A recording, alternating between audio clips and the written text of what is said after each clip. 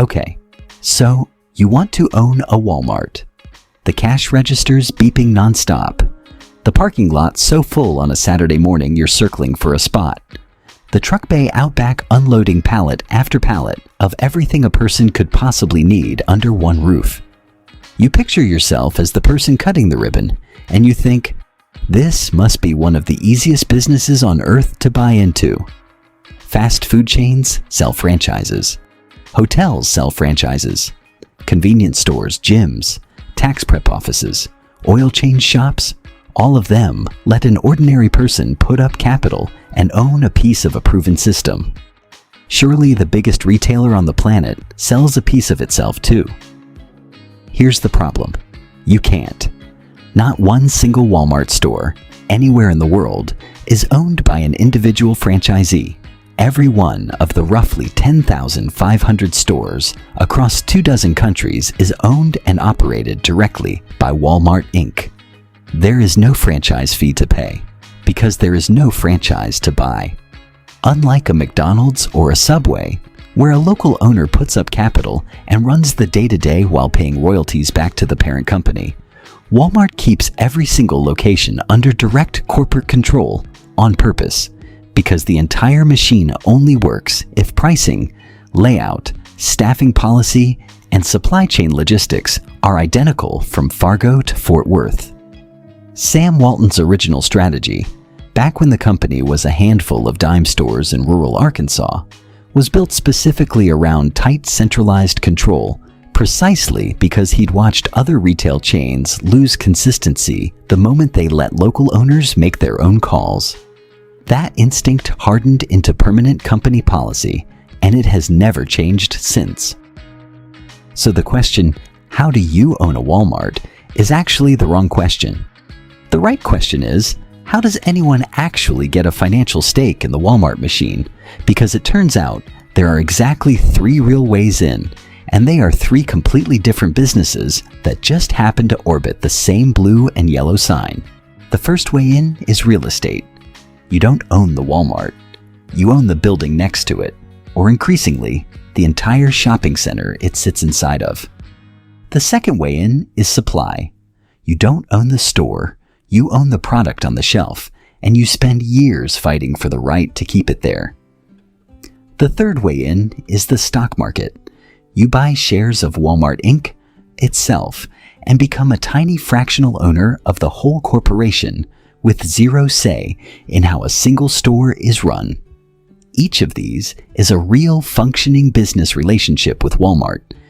None of them feel anything like the fantasy of cutting a ribbon on your own store. Let's go through what each one actually costs, what can go wrong, and what the numbers really look like once you're in. Start with real estate, because this is the one that looks the most like a normal small business dream, and is actually the most corporate of the 3. For decades, Walmart's preferred move was to buy the land itself outright, own the supercenter building free and clear, and let independent developers build the smaller shops, restaurants, and gas stations around the edge of the property, the ones you drive past on your way into the parking lot. This wasn't accidental.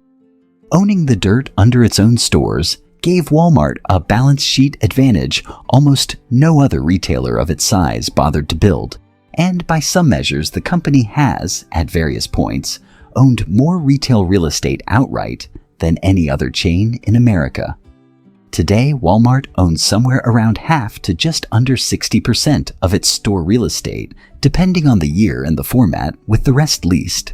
And internationally, it leans far more heavily on leasing, because acquiring land outright in dozens of foreign markets is slower and more capital intensive than simply signing a lease. Recent years have added a wrinkle to this picture.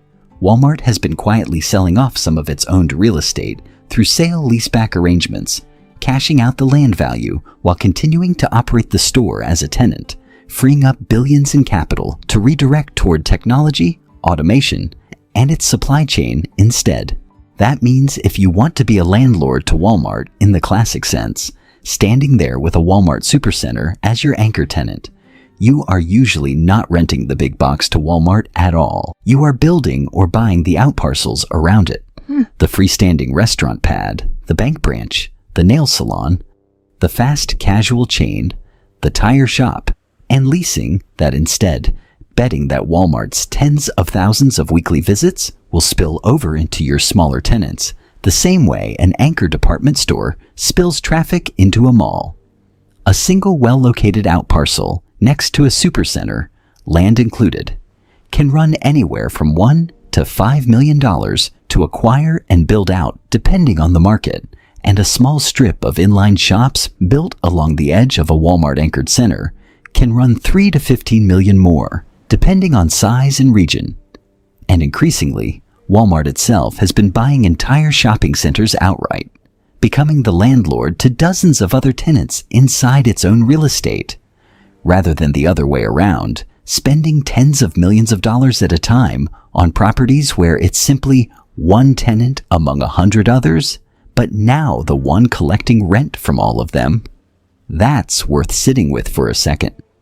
In some of its most recent real estate deals, Walmart isn't just the anchor collecting the foot traffic benefit. It is the owner collecting the rent from everyone around it too. The exact reversal of the department store as anchor model that built the American mall. Second path in, become a supplier. This is the one that sounds the most like getting into business with Walmart, and it is, by a wide margin, the most brutal of the three. To get a product onto Walmart's shelves, you first go through a vendor application and compliance process that can take months, involving detailed cost breakdowns down to the ingredient or component level, packaging specifications down to barcode placement and pallet configuration, and a binding commitment to Walmart's shipping windows and its distribution center delivery schedule. Miss an appointment window at the distribution center by even a narrow margin, and a financial penalty gets applied automatically, deducted straight from what Walmart owes you.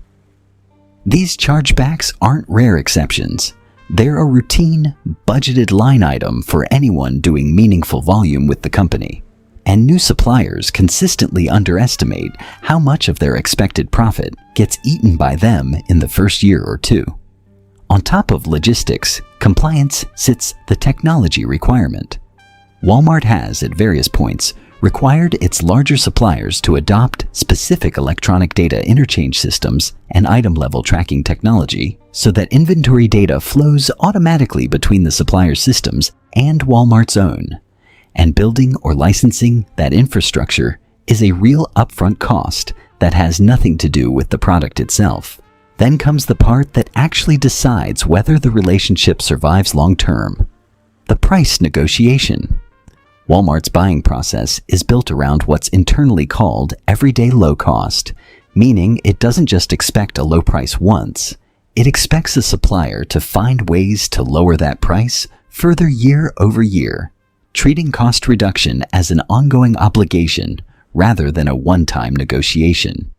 Suppliers who can't find further efficiencies to hand back are, at renewal time, often shown the door in favor of a competitor who can. None of this is exotic or secret. It's simply the price of admission to shelf space in front of hundreds of millions of weekly shoppers. And for a lot of manufacturers, the volume is worth every bit of that pressure. For some, it isn't. There's a scale problem underneath all of this that most new suppliers don't fully appreciate until they're already in the relationship. Walmart runs its supply chain through close to 200 distribution facilities in the United States alone, each one built around a rigid computer-optimized delivery schedule that treats every truck arrival as a precise appointment rather than a rough estimate.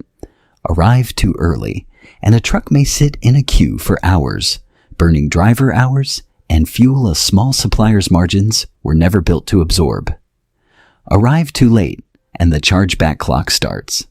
Larger, more established suppliers can afford to build dedicated logistics teams and software just to manage this one relationship, treating Walmart almost like its own department inside the company. Smaller manufacturers, the ones without that infrastructure already in place, often discover that the true cost of getting into Walmart isn't the price concession at all.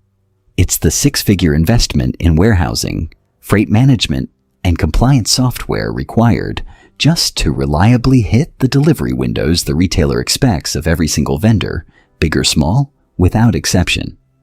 Which brings us to the case that every business school still teaches, because it captures the entire supplier relationship in one 12-pound glass jar. In the late 1990s, Vlasic, then one of the biggest pickle brands in America, agreed to sell Walmart a gallon-sized jar of whole pickles for $2.97, a year's supply for less than the price of a movie ticket. Walmart wanted it specifically as what insiders at the time called a statement item, a single product placed near the front of the store that told shoppers exactly what Walmart's whole pricing philosophy was about. It worked spectacularly well on that front. The jar sold in enormous volume, moving through thousands of stores nationwide and becoming one of the single biggest product placements Vlasic had ever landed with any retailer, eventually accounting for close to a third of the company's entire sales.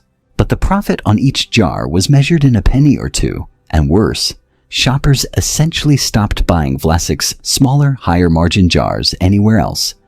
Because why would you, when a gallon at Walmart cost almost the same as a quart at your local grocery store? Vlasic tried to raise the price.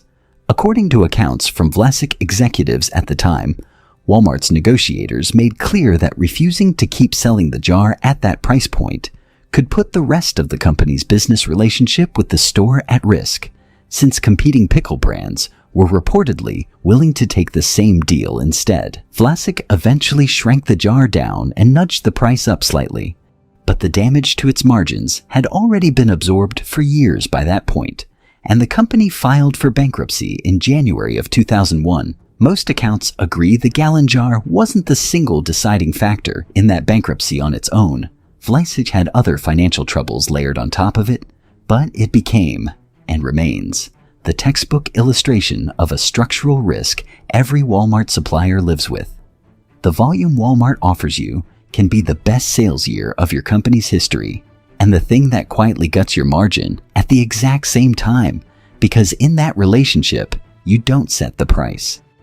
You get offered a number, and the alternative to accepting it is watching a competitor take your spot on the truck instead.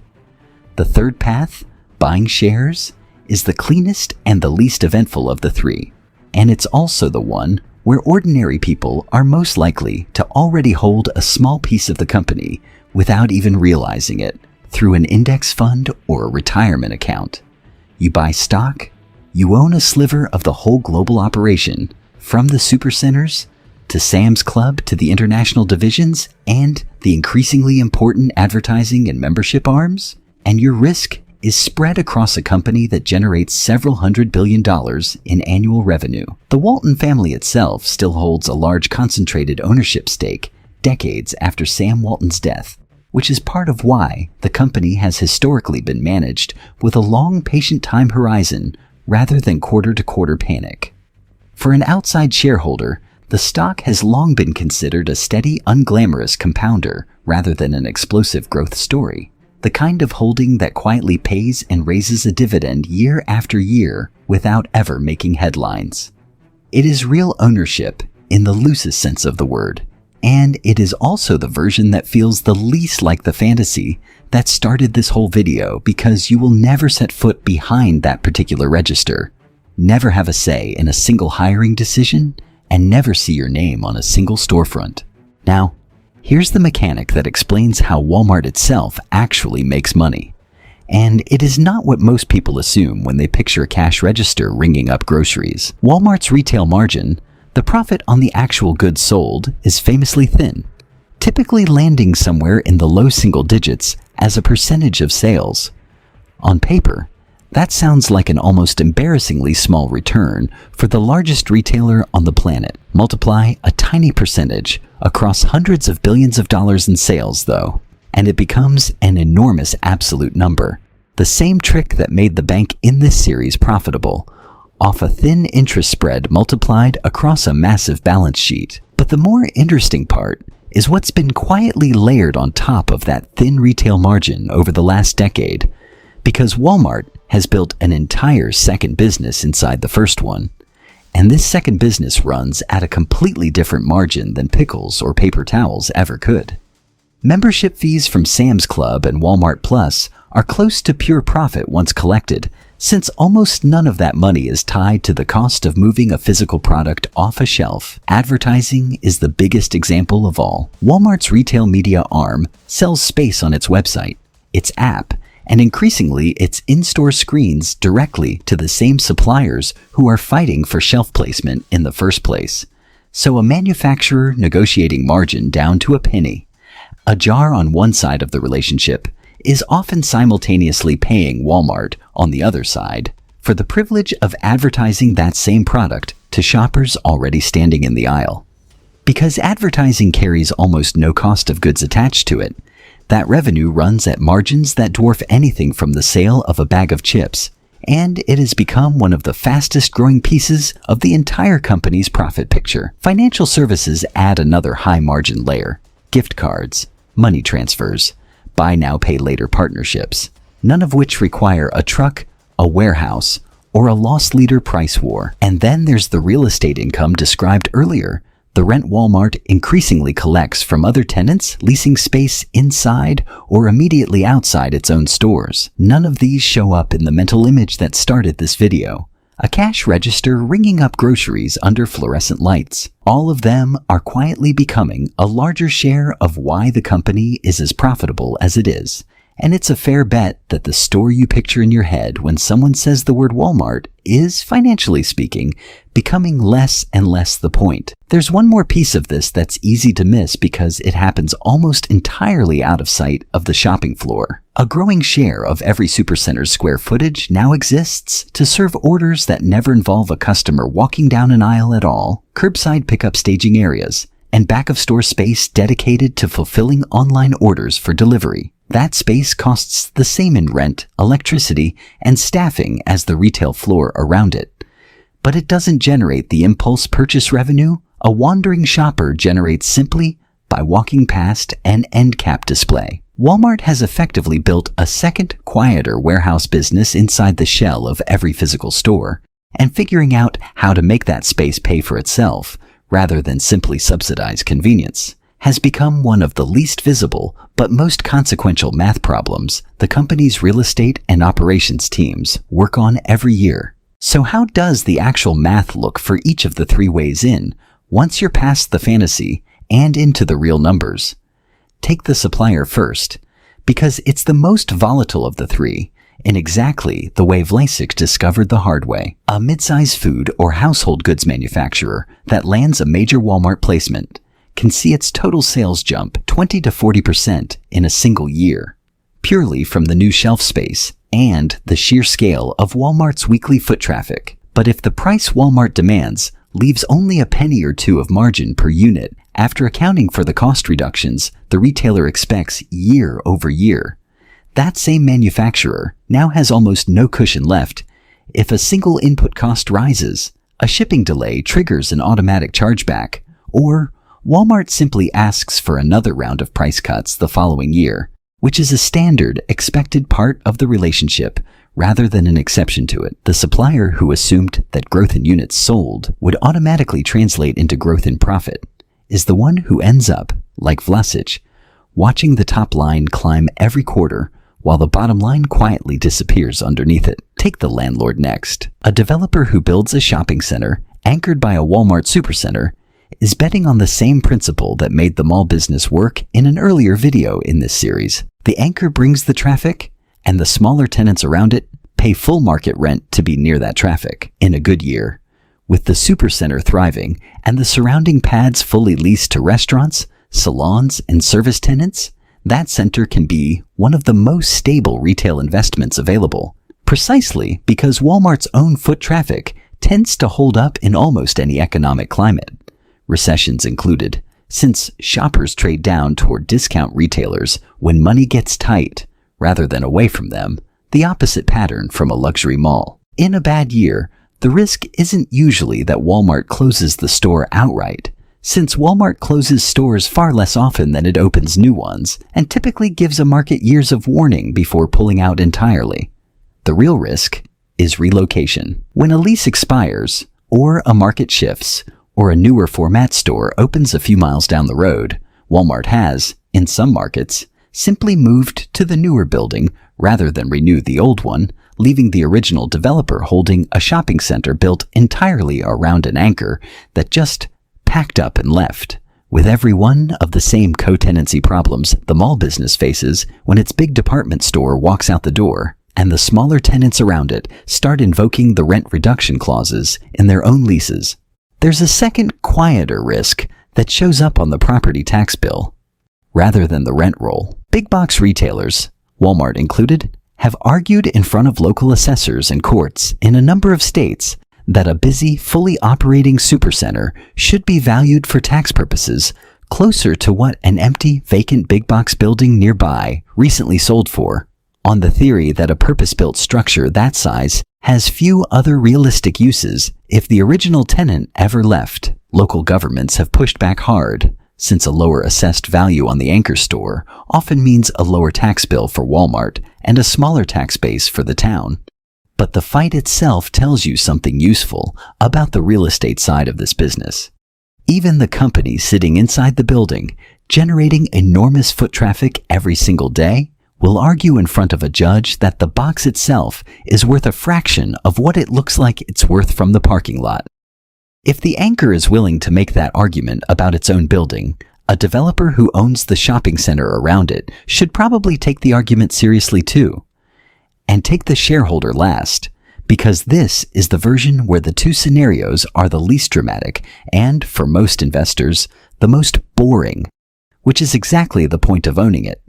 In a good year for the company, steady same-store sales growth, a strong holiday quarter, continued expansion of the higher-margin advertising and membership businesses, the stock behaves like what it has long been for institutional investors and retirement accounts alike, a slow, unglamorous compounding machine that quietly raises its dividend and grinds higher without ever making a headline.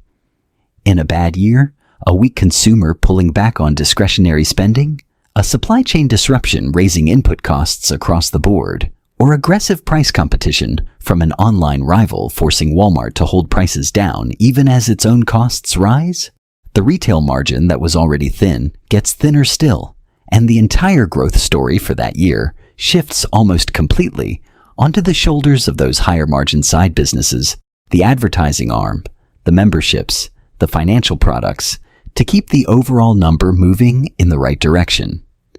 Neither outcome makes headlines the way a mall going bankrupt does, or the way a bank getting seized by regulators does. That's the fundamental difference between owning a sliver of a company this size and owning a single building or a single product line. The volatility gets absorbed and diluted across an enormous diversified machine before it ever reaches you.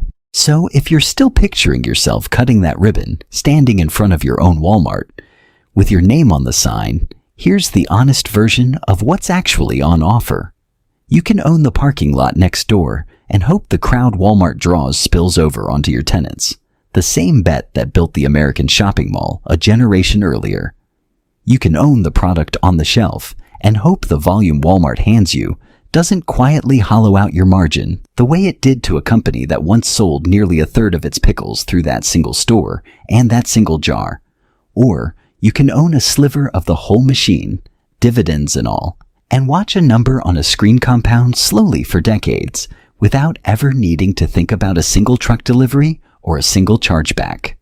What you cannot do, no matter how much capital you bring to the table, is walk in, put your name above the door, and call the store itself yours. That was never actually for sale. The only thing that was ever for sale was a seat somewhere near the machine, close enough to benefit from everything it generates, never close enough to run it.